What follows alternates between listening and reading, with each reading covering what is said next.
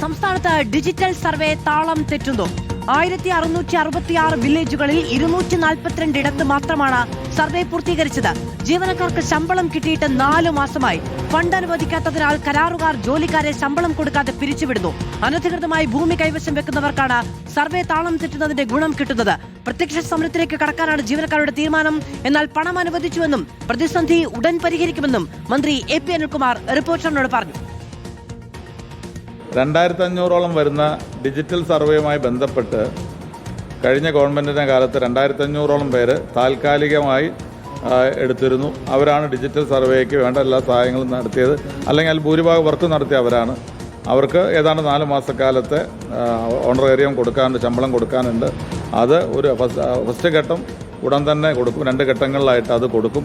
ഗവൺമെൻറ്റിന് ചില സാമ്പത്തിക ബാധ്യത ഉള്ളതുകൊണ്ടാണ് കൊടുക്കാൻ കഴിയാതിരുന്നത്. കഴിഞ്ഞ ഗവൺമെൻറ് ആർകെയുടെ ഭാഗമായിട്ടാണ് ഫണ്ട് വെച്ചത്. കഴിഞ്ഞ ഗവൺമെൻറ് കാലത്ത് തന്നെ ഫണ്ട് തീർന്നു. പിന്നീട് കഴിഞ്ഞ ഗവൺമെൻറ്റും ബഡ്ജറ്റ് അലോക്കേഷൻ കൊടുത്തില്ല. അതുകൊണ്ട് തന്നെ ഫണ്ട് പുതിയ കണ്ടെത്തേണ്ടി വന്നിരിക്കുകയാണ്.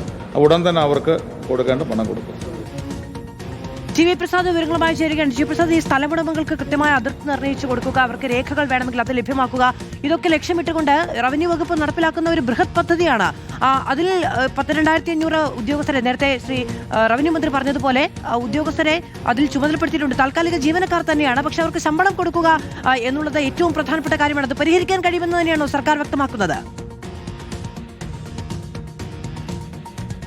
മാധു, അത് പരിഹരിക്കാൻ കഴിയുമെന്നാണ് സർക്കാർ പറയുന്നതെങ്കിൽ പോലും ആ പദ്ധതി, അതായത് ഡിജിറ്റൽ സർവേ പദ്ധതി ഏതാണ്ട് പൂർണ്ണമായി താളം തെറ്റിയ സ്ഥിതിയാണുള്ളത്. നേരത്തെ പറഞ്ഞതുപോലെ പല ജില്ലകളിലും പ്രത്യക്ഷമായ സമരത്തിലേക്ക് അവർ നീങ്ങിക്കഴിഞ്ഞു. നിലവിൽ നേരത്തെ മാധു പറഞ്ഞതുപോലെ നമ്മുടെ ഭൂമിക്ക് ആ പേപ്പറുകളല്ലാതെ ഡിജിറ്റലായി ഒരു സംവിധാനവും ഇല്ല എന്നുള്ളത് തന്നെയാണ്. നമുക്കറിയാവുന്നതുപോലെ പല രേഖകളും നശിച്ചു പോകുന്നു. ശരിയായ അതിർത്തിയില്ലാത്ത പ്രശ്നം. സംസ്ഥാനത്താണെങ്കിൽ ആകെ 1.6 ലക്ഷം ഇതുപോലെയുള്ള ഭൂ കേസുകൾ നിലനിൽക്കുന്നു, പരാതികൾ നിലനിൽക്കുന്നു. ഇങ്ങനൊരു ഘട്ടത്തിലാണ് ഡിജിറ്റൽ സർവേയുടെ പ്രസക്തി. ആകെയുള്ള 1666 വില്ലേജുകളിൽ ഏതാണ്ട് 275 വില്ലേജുകളിൽ ഇത് പൂർണ്ണമായി കഴിയുകയും ചെയ്തു. അവരുടെ രേഖകൾ പിന്നീട് പരാതികൾ പരിഹരിക്കാനുള്ള സമയം കൊടുത്തെല്ലാം പൂർത്തീകരിച്ചു കഴിഞ്ഞു. അങ്ങനെയുള്ള ഘട്ടത്തിലാണ് ഈ സർക്കാർ മാറി മറ്റൊരു സർക്കാർ വരുന്നത്.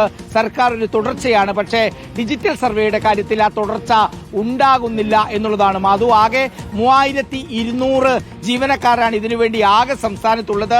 അതിൽ സർവേയർമാർ, ഹെൽപ്പർമാർ, ഇവരെല്ലാവരും തന്നെ കരാർ ജീവനക്കാരുമാണ്. ഇവരുടെ കരാറ് 6 മാസം കഴിയുമ്പോൾ പുതുക്കി കൊടുക്കും. പക്ഷേ ഇപ്പോഴുള്ള പ്രശ്നം കഴിഞ്ഞ 4 മാസമായി ഇവർക്ക് ആർക്കും ശമ്പളം കൊടുത്തിട്ടില്ല എന്നുള്ളതാണ്. ശമ്പളം കൊടുക്കാത്തതോടുകൂടി വലിയൊരു വിഭാഗം ആളുകൾ പ്രത്യക്ഷ സമരത്തിലേക്ക് കടന്നു. ഇതിനിടയ്ക്ക് 3 മാസം ശമ്പളം കിട്ടാൻ ബാക്കിയുള്ള കുറെ ആളുകളെ പിരിച്ചുവിടുകയും ചെയ്തു. നിലവിൽ ഇപ്പോൾ ജോലി ചെയ്യുന്ന ഈ ഹെൽപ്പർമാരും അതുപോലെ സർവേയർമാരും ഇവർ ശമ്പളമില്ലാതെയാണ് ജോലി ചെയ്യുന്നത്. പലയിടത്തും അവർ അത് നിർത്തിക്കഴിഞ്ഞു. ഇതിന്റെ ഗുണം ആത്യന്തികമായി കിട്ടുന്നത് അനധികൃതമായി ഭൂമി കൈവശം വെച്ചവർക്ക്, അനധികൃതമായ കയ്യേറ്റക്കാർക്ക്. അവരെ സംബന്ധിച്ചിടത്തോളം ഈ ഭൂമി ഡിജിറ്റൽ സർവേ പൂർത്തിയായില്ലെങ്കിൽ സ്വസ്ഥമായി അവരുടെ കയ്യിൽ തന്നെ തുടരും. അതുകൊണ്ട് ആർക്കും ചോദിക്കാനും പറയാനും കഴിയില്ല. അങ്ങനെ ഒരു പദ്ധതിയാണ് ഇല്ലാതായി പോകുന്നത്.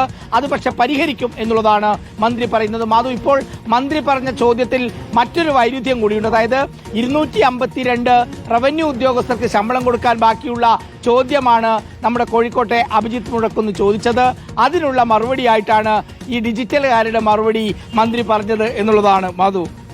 ടി വി പ്രസാദാണ് വിവരങ്ങൾ നൽകിയത്. 2ാം ഭൂവിപ്ലവം എന്ന് പോയ സർക്കാർ പറഞ്ഞ ഒരു സംവിധാനമാണ്. കേരളത്തിന്റെ മാതൃക പിന്തുടർന്ന് വിവിധ സംസ്ഥാനങ്ങൾ ഡിജിറ്റൽ സർവേയുമായി മുന്നോട്ട് പോവുകയും ചെയ്തിരുന്നു. പക്ഷേ കഴിഞ്ഞ 4 മാസമായി, കഴിഞ്ഞ സർക്കാരിന്റെ അവസാന കാലത്തും ഈ സർക്കാർ ആരംഭിച്ചതിന് ശേഷവും 4 മാസമായി ജീവനക്കാർക്ക് ശമ്പളം കിട്ടിയിട്ടില്ല. അതുകൊണ്ട് തന്നെ പലയിടങ്ങളിലും ഡിജിറ്റൽ സർവേ താറുമാറായ അവസ്ഥയിലാണ്.